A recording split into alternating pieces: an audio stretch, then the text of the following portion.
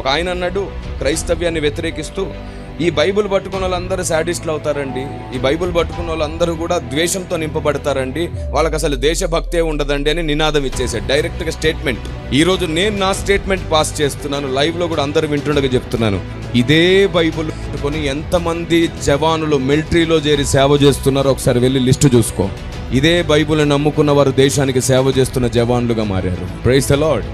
ఇదే బైబిల్ని పట్టుకుని ఎందరో రా ఏజెన్సీలో పనిచేస్తున్నారు, ఇంటెలిజెన్స్లో పనిచేస్తున్నారు, దేశానికి సేవ చేస్తూ ప్రాణాలు ఇచ్చేసిన వాళ్ళు ఉన్నారు.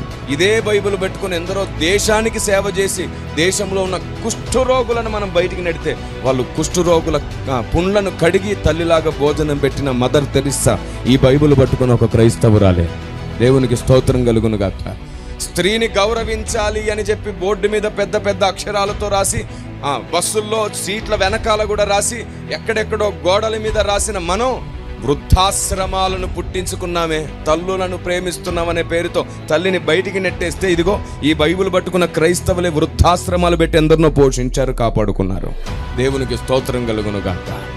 సతీ సహగమనాల పేరిట స్త్రీని అణిచివేస్తుంటే, వయసులో పెద్దగా ఉన్న వ్యక్తులకు డబ్బులకు అమ్మేస్తుంటే, చనిపోయిన తర్వాత వాడి శవంతో పాటే ఈ యవనస్తురాల్ని కూడా అణిచి చంపేస్తూ ఉంటే, అలాంటి స్త్రీలు భారతదేశంలో అణిచివేయకూడదని చెప్పి రాజా రామ్మోహన్ రాయ్ గారితో కలిసి పోరాడిన విలియం కేరీ ఇదే బైబిల్ పట్టుకున్న క్రైస్తవుడు, దేశానికి సేవకుడు. దేవునికి స్తోత్రం కలుగును గాక.